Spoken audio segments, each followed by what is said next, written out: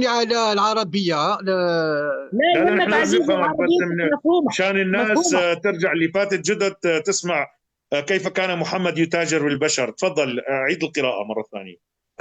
يقال: حضرت رسول الله يبيع سبايا بني قريظة، فاشترى أبو الشحم اليهودي امرأتين، مع كل واحدة منهما 3 أطفال غلمان وجوار ب500 دينار.